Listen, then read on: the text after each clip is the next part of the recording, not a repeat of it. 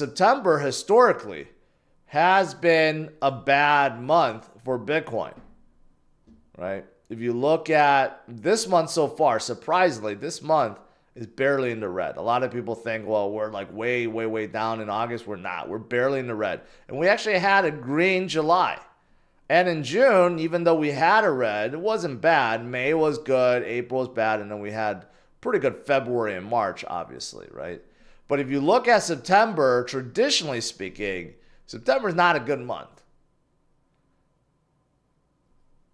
However, if you look at 2023, we had a lot of greens, right? Now we're in 2024. Are we going to see the same? 2023, if you look at, we had a lot of greens because 2022 was horrible. And 2024, we started our year hot. We've been pretty much going sideways, like I've been saying, a little more red. Are we going to see a green month or a red month? Based on history, red. But we know Bitcoin does this thing. Bitcoin goes up and down, sometimes drastically within a single month. And we know that the rate cuts are coming starting next month, right? And we haven't had that for many, many, many years. So there are catalysts that are coming. But traditionally speaking, September is bad. And what else could be bad is this. There is speculation that, hey, Mt. Gox haven't redistributed for a while. U.S. government have not sold in a while. So can they both be adding to the sell pressure in September? I don't know. It's just speculation at this point. If you look at Mt. Gox, they still have about 46,000 Bitcoin set to be redistributed. That's a lot. The U.S. government has about 13 billion, right? So it does sound scary. But however, Mt. Gox has distributed over 100,000 Bitcoin, and you could argue it did not affect the market at all because most people that took their Bitcoin just held it. They didn't dump it. They didn't just massive dump on the market. So even Mt. Gox distributes 46,000 Bitcoin. Does not necessarily mean it's bad. Maybe nothing happens, right? But now, as for the U.S. government, that's a different story. U.S. government, we know that they all of a sudden sold for no reason earlier this month. We don't know what the plans are. But you figure at this point, they should stop because it's very likely the next president wants to take all the Bitcoin that the U.S. government has and put it in the treasury and make it a strategic reserve because that's been said. So I don't know why anyone within the government would be trying to sell it off now. It doesn't make a whole lot of sense, right?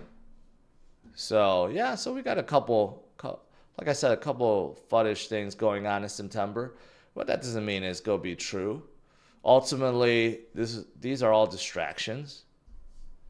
They're all distractions. The main thing you need to worry about is the supply and demand of Bitcoin. And demand keeps on rising and supply keeps on going down. Despite all these things that may add to maybe a little more sell pressure. Now, something else that's also strange is ARK, and I brought this up already. ARK did take in a ton of Bitcoin, but recently they had 2,700 sold in 2 days. Not sure why. I pointed it out right here, 160 million. Today, they actually had an inflow. But I wonder if ARK had a lot to do with the volatility from the last few days, maybe because Cathie Wood was trying to get some dry powder for NVIDIA. She has done things like that in the past. I don't know, but it's just really weird that they had two very large outflow days. But even if she did, I'm only speculating, even if she did, it does not matter because Bitcoin ultimately doesn't matter. And Cathie Wood overall is a huge Bitcoin bull. This is her prediction or her firm's prediction. 2030, that's the cycle after this one. So you only have to wait 6 more years. Okay. But the worst case scenario in 6 years would be 258,000. That's the worst case scenario. That's if everything goes wrong. But if we're just going according to plan, 682,000. That's a little bit below gold's market cap. And in the best case scenario, if everything goes well, we're looking at a $1.5 million price tag per Bitcoin. And of course, that's also adjusted for inflation. Keep in mind, inflation rate in the US, or just overall inflation, is not going to stop anytime soon, and only it will accelerate, right? So that's taking that into account. And every country on earth is going to be dealing with that as well. So as you can see, she is very, very bullish, just like me, but she's way more bullish with her price predictions, right? So those people that think, well, I can't possibly make any money from Bitcoin anymore, it's just impossible, right? There's no money to be made with Bitcoin. Well, think again. Think again. That's a 10x right there in the base scenario, and that bull scenario, way more, 20x, 30x. There's still money to be made. Here's another one that measures, breakouts, fakeouts, where we will be by the end of this cycle. First things first, we got to hit this blue line target, right? Which is like basically, it basically shows when Bitcoin is finally ready and has broken out of the consolidation point, right? The top of the red is the top of this cycle. And you can see, 2013, 2017, 2021, we all hit the top. We didn't hit the top. No, we didn't hit the top last cycle because of the Fed. We should have hit the top of this cycle, but we didn't. But does not matter this time around, because of all the ETFs, because of all the institutions and countries now embracing Bitcoin, we will go much higher, much, much higher. But first things first, that consolidation point, where is it? It's around $87,000 according to this, right? So we're going to break out of our previous high of 73,000, which we will. Next target, the 80s, the 90s, the 100s. That's coming. That's coming. We still have plenty of time, and most of you guys know when Bitcoin moves, when crypto moves, it moves very, very quickly.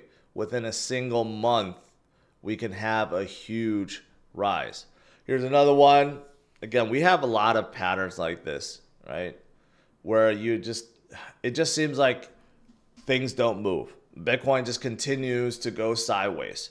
And you get a lot of shakeouts and retests and dips.